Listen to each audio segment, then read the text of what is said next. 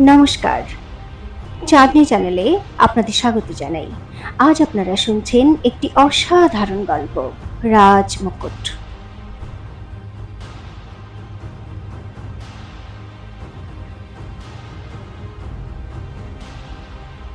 মোহিনী, কি হয়েছে তোমার? কথা বলো মোহিনী, তাকাও আমার দিকে। বীরেন্দ্র প্রতাপ ভয় পেয়ে কাঁপা গলায় বলতে লাগলো, আর বারবার মোহিনীর গালে ধীরে ধীরে হাত থপথপিয়ে ওর জ্ঞান ফেরানোর চেষ্টা করতে লাগলো। এদিকে গলির মধ্যে ওর বিশেষ সৈন্যরা জড়ো হয়ে গেল। দৌড়তে দৌড়তে রাজ বৈদ্য ওখানে এসে হাজির হলো, আর মোহিনীর নাড়ি দেখতে লাগলো। অন্যদিকে চন্দ্রপতি কুঠুরিতে বসে মনে মনে ভাবছিল, মোহিনী হঠাৎ জ্ঞান হারালো কি করে, তাও আবার এই ঘরের বাইরে গলির মধ্যে। এখানে কি করতে এসেছিল ও? ভাবতে ভাবতে হঠাৎই এর উত্তর পেয়ে গেল সে।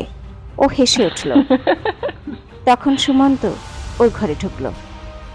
মহারানী মা, তাড়াতাড়ি চলুন, মহারাজ এক্ষুনি আপনাকে হাজির হতে বলেছেন। ওদিকে রানীমা। হ্যাঁ হ্যাঁ, আমি জানি মোহিনীর কি হয়েছে। চন্দ্রবতী ওর কথা শেষ হবার আগেই তাচ্ছিল্য করে বলে উঠল, কিন্তু মহারাজকে গিয়ে বলো আমি আসবো না, কারণ আমি কারো হুকুমের গোলাম নই। সুমন্ত প্রথমে তো কথা শুনে কি বলবে বুঝতে পারছিল না। পরে একটু ধাতস্থ হয়ে বলল, আর একবার ভেবে নিন মহারানীমা, যদি এ রানীমার কিছু হয়ে যায় তাহলে মহারাজ আপনার সঙ্গে কেমন ব্যবহার করবেন সেটা তো পুরো রাজমহলই জানে। চন্দ্রবতী এই কঠিন সত্য শুনে রাগে ছটফট করতে লাগলো, কিন্তু নিজের রাগ চেপে সুমন্তর সঙ্গে যেতে লাগলো। এদিকে ততক্ষণে বীরেন্দ্র প্রতাপ মোহিনীকে তুলে নিজের ঘরের বিছানায় এনে শুইয়ে দিয়েছে। এখন চন্দ্রবতীর আসার অপেক্ষায় দুশ্চিন্তায় ঘরের মধ্যে পায়চারি করছিল। চন্দ্রবতী ঘরে ঢোকা মাত্র রাগে লাল হয়ে ও বলল, দেরি হলো কেন তোমার? রাজবৈদ্যর মতে বিষ আবার নিজের কাজ করতে শুরু করে দিয়েছে। এখন তাড়াতাড়ি কিছু করো, যে কোনো ভাবে ওর জ্ঞান ফেরাও। চন্দ্রবতী বলল, এত দুশ্চিন্তা করবেন না, আপনার পছন্দের রানীর কিছু হবে না। কথা বলে দ্রুত পায়ে এগিয়ে এসে অচেতন মোহিনীকে পরীক্ষা করতে লাগলো। তারপর এক দীর্ঘ নিঃশ্বাস ফেলে বলল, ওর জ্ঞান ফেরানোর একটাই উপায় আছে। কি?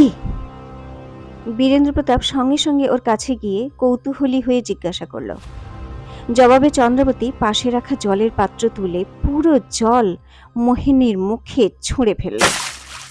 মোহিনী খুব জোরে চিৎকার করে ওর চোখ খুলে ফেলল আর ঘাবড়ে গিয়ে উঠে বসল। চন্দ্রাবতী! বীরেন্দ্র প্রতাপ চন্দ্রবতীর এই আচরণে রাগে আগুন হয়ে গেল। ও চেঁচিয়ে বলল, আমি তোমাকে বিষের চিকিৎসা করার জন্য এখানে ডেকেছি, আর তুমি? চন্দ্রবতী গভীর আত্মবিশ্বাসের সঙ্গে বলল, শান্ত হন মহারাজ। মোহিনী যদি বিষের কারণে অচেতন হতো তাহলে মুখে জল পড়তেই তার জ্ঞান ফিরে আসতো না। এটার কারণ অন্য কিছু। বীরেন্দ্র প্রতাপ চিন্তায় পড়ে গেল। মোহিনী ঘাবড়ে গিয়ে বলল, মহারাজ এসব কি? আমি কোথায়? এটা কোন জায়গা? আর মহারানী আমার মুখে জল ছুঁড়ে মারল কেন? দেখুন দেখুন আমার শরীর কেমন কাঁপছে। চন্দ্রবতী স্থির দৃষ্টিতে মোহিনীকে দেখতে লাগলো। তারপর জিজ্ঞাসা করল, আচ্ছা, তো তোমার তাহলে কিছুই মনে নেই? তাহলে তো তোমার এটাও মনে নেই আমার ঘরের বাইরে জ্ঞান হারিয়ে কেন পড়েছিলে? মোহিনী কোনো উত্তর খুঁজে পেল না। বীরেন্দ্র প্রতাপও ওকে সন্দেহের চোখে দেখছিল। আমার কিছু মনে নেই মহারাজ, মোহিনী বলল। আপনি আমাকে একলা ছেড়ে রেখে না জানি কোথায় চলে গেছিলেন, তাই এমনি আমি ঘরের বাইরে বেরিয়ে পড়েছিলাম আর গলির মধ্যে পায়চারি করছিলাম। তখনই আমার মাথা ঘুরে গেল আর আমি ওখানে অচেতন হয়ে পড়ে গেলাম। কথা শুনে বীরেন্দ্র প্রতাপ কিছু বলতো তার আগেই চন্দ্রবতী ওর হাত ধরে বলল, মহারাজ, আমার সঙ্গে একটু এদিকে আসুন। বীরেন্দ্র প্রতাপ চমকে গিয়ে ওকে দেখল আর সঙ্গে সঙ্গে ওর সঙ্গে ঘরের বাইরে বেরিয়ে গেল। তা দেখে মোহিনী ছটফট করে উঠল। মনে মনে বলল, প্রথমেই এ আম দরবারে এসে আমার সব পরিকল্পনা নষ্ট করে দিল। আর না জানি এখন আবার কি করতে চলেছে এই শাঁকচুন্নি। মোহিনীর মনে হচ্ছিল ও এখনই চন্দ্রাবতীর গলা টিপে মেরে দেয়, কিন্তু ও কিছুই করতে পারছিল না, বিছানায় শুয়ে থাকা ছাড়া। ঘরের বাইরে বেরিয়ে চন্দ্রাবতী গম্ভীর স্বরে বলল, মহারাজ, মোহিনীর এক সংক্রামক রোগ হয়েছে, মানে ছোঁয়াচে রোগ, যার জন্যই ও অজ্ঞান হয়ে গিয়েছিল। আপনি কোনো যোগ্য আর বড় চিকিৎসক দিয়ে ও চিকিৎসা করান। আর হ্যাঁ, আপনি ওর থেকে একটু দূরে থাকলে ভালো হয়। কোনো শারীরিক সম্পর্কও রাখবেন না, না হলে ওই রোগ আপনারও হতে পারে। একথা শুনে বীরেন্দ্র প্রতাপের পা থেকে মাটি সরে গেল, কারণ ও তো না জানি কত রাত মোহিনীর সঙ্গে কাটিয়েছে, তার ঠিক নেই। বীরেন্দ্র প্রতাপের এই অবস্থা দেখে চন্দ্রাবতীর মনে মনে হাসি পাচ্ছিল। ও সঙ্গে সঙ্গে নিজের ছোট্ট কুঠুরির দিকে চলে যেতে লাগলো। বীরেন্দ্র প্রতাপ ওকে আটকানোর জন্য বলল, দাঁড়াও, তুমি বাজে কথা বলছো না তো? চন্দ্রাবতী দাঁড়ালো আর বীরেন্দ্র প্রতাপের দিকে ঘুরে বলল, যদি আমার উপর ভরসাই নেই তাহলে আমাকে হুকুম দিয়ে আনানোর দরকার কি ছিল? যান, আপনার রাজবৈদ্যকে গিয়ে জিজ্ঞাসা করুন। কথা বলেই সঙ্গে সঙ্গে ঘুরে চলে গেল। বীরেন্দ্র প্রতাপ অদ্ভুত ঝামেলায় পড়ল। চন্দ্রাবতী সত্যি কথা বলছে নাকি মিথ্যে? একথা সিদ্ধান্ত নেওয়া ওর জন্য খুবই জরুরি ছিল, কিন্তু তার সাথে সাথে ও এই ভয়ও পাচ্ছিল যে যদি একথা সত্যি হয় তখন এমন নয় তো যে ওর শরীরেও মোহিনীর থেকে এই অসুখ ছড়িয়ে পড়েছে। কিছুক্ষণ পর যখন ও ঘরে ফিরল, মোহিনী সঙ্গে সঙ্গে উঠে জিজ্ঞাসা করল, কি হয়েছে মহারাজ? মহারানী এমন আড়ালে গিয়ে কি বলছিলেন আপনাকে? বীরেন্দ্র প্রতাপ চাপা স্বরে বলল, না, সেরকম কিছু না, বলছিল তোমার আরামের প্রয়োজন। না মহারাজ, আপনি আমার কাছ থেকে কিছু লুকোচ্ছেন। মোহিনী বীরেন্দ্র প্রতাপের কাছে আস্তে আস্তে বলল, বলুন না মহারাজ, কি বলেছেন উনি? আর আপনাকে এরকম চুপচাপ কেন লাগছে? আপনাকে আমার দেবে, আমার কাছে কিছু লুকোবেন না। এ কথা বলতে বলতে বীরেন্দ্র প্রতাপের বুকে মাথা রাখতে গেল মোহিনী। বীরেন্দ্র প্রতাপ সঙ্গে সঙ্গে পিছন দিকে সরে গিয়ে শক্ত হয়ে বলল, কি করছো তুমি? চলো বিছানায় গিয়ে শুয়ে পড়ো, তুমি অসুস্থ, তোমার বিশ্রামের প্রয়োজন। আমি অন্য ঘরে গিয়ে শুয়ে পড়ছি। কথা বলে বীরেন্দ্র প্রতাপ ঘর থেকে দ্রুত গতিতে বেরিয়ে গেল। মোহিনীর খটকা লাগলো, এইসব ওই চন্দ্রাবতীর বদমাইশি। মোহিনীর রাগে দাঁত পিষতে পিষতে বলল, কিন্তু কি এমন পট্টি পড়ালো যে মহারাজের আচরণই পাল্টে গেল? আবার সবার সামনে আমার মুখে জল ছুঁড়ে দিল। মহারাজ চুপচাপ তাই দেখলেন? তাড়াতাড়ি কিছু করতে হবে আমাকে। মোহিনী নিজের বিছানায় শুয়ে পড়েছিল, কিন্তু চোখে ঘুমের নামগন্ধ ছিল না। অস্থির হয়ে এপাশ ওপাশ করতে করতে ভাবছিল, এমন চাল চালতে হবে যাতে চন্দ্রাবতীকে জব্দ করতে পারে। রাতের শেষ ভাগ তখন। ঘুমন্ত পৃথিবীতে এক অনাবিল শান্তি বিরাজ করছিল।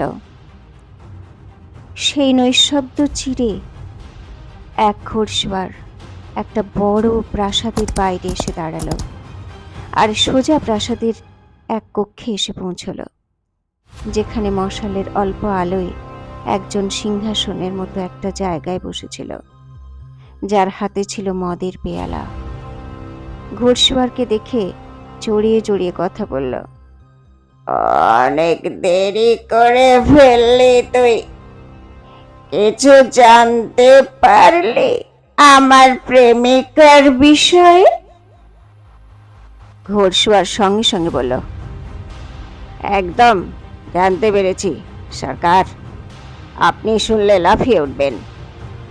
প্রথম কথা এই যে সে কোনো সাধারণ কিন্নার নয়, এক খুবই সুন্দরী মেয়ে যে নকল দাড়ি গোঁফ লাগিয়েছিল।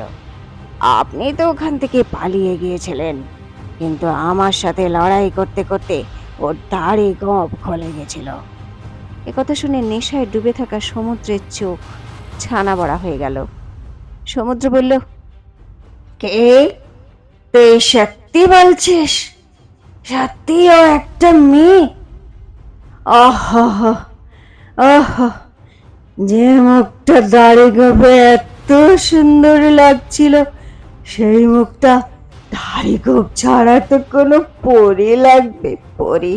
ওহ, বাহ বাহ বাহ, একজন সুন্দরী তেজে মেয়ে ধারালো ছুরি দিয়ে এতগুলো পুরুষকে জব্দ করে দিল। তার মানে তার সঙ্গে প্রেম ভালোবাসার মামলায় তো ওকে কাবু করা সহজ হবে না। এখন তো এই সুন্দরীকে যে কোনো মূল্যেই আমার চাই। তাড়াতাড়ি বল, এখন সে কোথায়? ঘোড়সওয়ার সঙ্গে সঙ্গে বলল, মহারাজ বীরেন্দ্র প্রতাপের সৈনিক ওকে গ্রেফতার করে ওই সরাইখানাতেই নিয়ে গেছে। এখনো ও ওখানেই আছে, কারণ মহারাজ আজ এই সরাইখানাতেই বিশ্রাম করছেন। মহারাজের নাম শুনেই সমুদ্রের নেশা কেটে যাওয়ার মতো অবস্থা হলো, কিন্তু তারপরে আরো কিছুটা মদ খেয়ে কর্কশ্বরে বলল, এই মহারাজ মাঝখানে কোথা থেকে এলো রে? ওনার জন্যই আমাকে ওখান থেকে পালাতে হলো, কিন্তু ওই মেয়েকে কোনো কিছুর মূল্যেই আমার চাই। মহারাজ ওর রূপে মুগ্ধ হয়ে ওকে পাটরানি করে নেবার আগেই ওকে আমার হৃদয়ের রানী করতে হবে। কিন্তু তার আগে আমার এই বিষের ওষুধ চাই, যেটা ও আমাকে খাইয়ে দিয়েছিল। তাই তোমরা এক্ষুনি যাও, ওকে তুলে নিয়ে এখানে এসো। আমি তোমাদের প্রত্যেককে 10-10টা করে স্বর্ণ মুদ্রা দেব। কাজটা যদিও অসম্ভব ছিল, তবুও 10টা করে স্বর্ণমুদ্রা পাওয়ার লোভে সমুদ্রের লোকজনরা সরাইখানার দিকে এগিয়ে গেল। ওদিকে চন্দ্রাবতী সবে নিজের ঘরে ঢুকেছিল, তখনই চমকে উঠল। সোনাল আগে থেকেই ওখানে বসে ওর জন্য অপেক্ষা করছিল। চন্দ্রাবতীকে দেখেই তোষামত করে বলল, হায় হায়, নজর না লাগুক আমার মহারানীমার। মশালের হালকা আলোতে হীরের মতো চকচক করছে আপনার মুখ, যেন কোনো স্বর্গের দেবী নেমে এসেছেন এই মর্তভূমিতে। আপনাকে খুশি দেখে আমারও মনটা খুশিতে ভরে গেল। কিন্তু এই খুশির কারণ কি মহারানীমা? উত্তর দেওয়ার বদলে চন্দ্রাবতী হেসে ঘরের ছোট বিছানার দিকে এগোতে লাগলো। আচ্ছা, মজা দেখিয়েছেন নিশ্চয় ওই মোহিনীকে? সোনাল মুখ বেঁকে জিজ্ঞাসা করলো। চন্দ্রাবতী ওর মুখভঙ্গি দেখে হেসে ফেলল। ও জবাব দিল, হ্যাঁ, আর এমন মজা দেখিয়েছি না যে আর দ্বিতীয়বার অজ্ঞান হওয়ার নামও মুখে আনবে না। সোনাল অবাক হয়ে গিয়ে জিজ্ঞাসা করলো, হায় হায়, এমন কোন ওষুধ দিয়ে দিলেন ওকে? চন্দ্রাবতী হেসে বলল, ওষুধ নয় সোনাল, প্রসাদ দিয়েছি, প্রসাদ। ঠান্ডার আবহাওয়ায় আমি ওকে ঠান্ডা জলের প্রসাদ দিয়েছি। জল পড়তেই অজ্ঞান হওয়ার নাটক অদৃশ্য হয়ে গেল পাটরানির। এরপর আমি এমন চাল চেলেছি যে মহারাজও এখন ওর থেকে দূরে পালাচ্ছেন। বলার পর চন্দ্রাবতী সোনালকে সবকিছু খুলে বলল। সেও সবকিছু শুনে হেসে গড়াগড়ি যেতে লাগলো। ও চন্দ্রাবতী প্রশংসা করতে করতে বলল, বাহ মহারানী মা, সৌন্দর্যের সঙ্গে সঙ্গে কি অসাধারণ বুদ্ধিও পেয়েছেন আপনি। এখন তো আপনার সামনে ওই মোহিনী নির্বোধ লাগছে আমার। একথা বলে ও একদম চুপ করে গেল। ও দেখলো চন্দ্রাবতী নিজের মুখে সেই নকল দাড়ি গোঁফ লাগাচ্ছে। আপনি কি করছেন মহারানী মা? সোনাল অবাক হয়ে জিজ্ঞাসা করলো।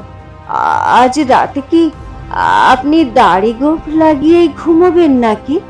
চন্দ্রবতী আয়নায় নিজেকে দেখতে দেখতে বলল, না সোনাল, আমি না, আজ তুমি আমার জায়গায় ঘুমাবে, আমার বিছানায়, মহারানী চন্দ্রাবতী সেজে। কারণ আমি যাচ্ছি আমার গুপ্তচরের খোঁজে। এই সুযোগ আমি আর পাবো না। সোনালের তো অজ্ঞান হবার জোগাড় হলো এ কথা শুনে। গুপ্তচর? তাহলে আপনি আপনার গুপ্তচরের সঙ্গেই দেখা করতে এসেছিলেন? সোনাল অবাক হয়ে জিজ্ঞাসা করলো। জবাবে চন্দ্রবতী বুঝিয়ে বলল, হ্যাঁ, মহারাজ রাজমোহর পাল্টে দিয়েছেন। যদি আমি এই খবর আমার গুপ্তচরদের না দিই, তাহলে অকারণে সবাই মারা যাবে। সোনাল তাড়াতাড়ি চন্দ্রবতীর রাস্তা আটকে ঘাবড়ে গিয়ে বলল, আপনি কেন আমাকে আর নিজেকে মৃত্যুর মুখে ঠেলে দিচ্ছেন মহারানী মা?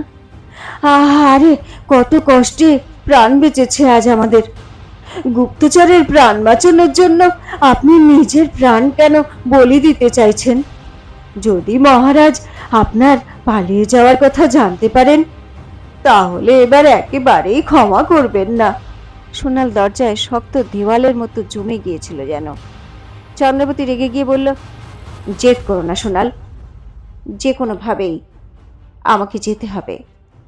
আমার শক্তি আমার গুপ্তচররাই, আমি ওদেরকে ভাগ্যের ভরসায় ছাড়তে পারি না। চন্দ্রবতী কথা শেষ হওয়ার আগেই সোনাল বলে উঠল, কিন্তু মহারাজকে আমি কি জবাব দেব এখন, যখন ওনার সন্দেহ হচ্ছে রানী মোহিনীর সংক্রামক রোগ আছে? তখন ওনার সাথে রাত কাটানোর জায়গায় আপনার কাছেই তো আসবেন উনি। তখন কি করব আমি? চন্দ্রবতী হেসে বলল, কেন, তুই তো বাহানা দিতে ওস্তাদ। কোনো মিথ্যে বলে দিস ওকে?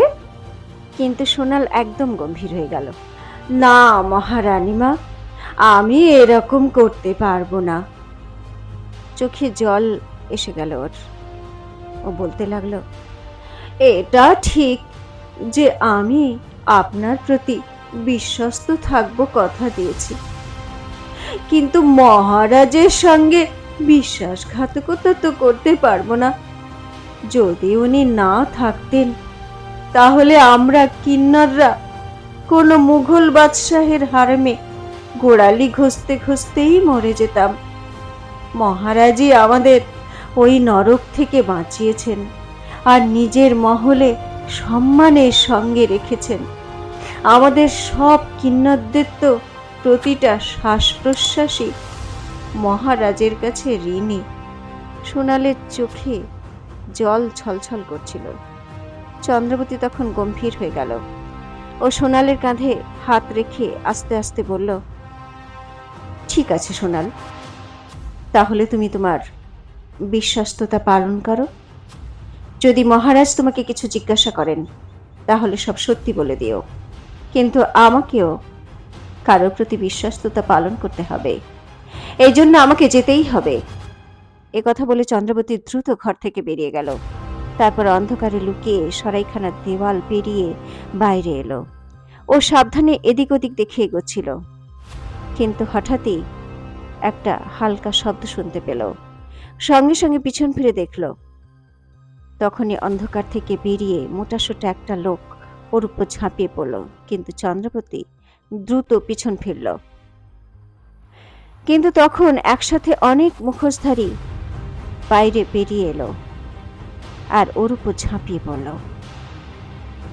সঙ্গে সঙ্গে চন্দ্রবতী নিজের ছুরি বার করতে গেল। ততক্ষণে অনেক দেরি হয়ে গেছিল। একটা লোক চন্দ্রবতীর মুখে রুমাল রেখে চাপা দিয়ে দিতে বলল, নিজেকে অনেক বড় যোদ্ধা ভাবছিলি না? চুপচাপ চল আমাদের সঙ্গে। চন্দ্রবতীকে তুলে নিয়ে যাওয়া লোকগুলো কারা? চন্দ্রবতী কি নিজের গুপ্তচর মাধবের সঙ্গে দেখা করতে পারবে? কি হতে চলেছে চন্দ্রবতীর সঙ্গে? জানার জন্য শুনতে থাকুন রাজমুকুট, এক ঐতিহাসিক প্রতিশোধ, শুধুমাত্র চাঁদনির সঙ্গে, চাঁদনি চ্যানেলে।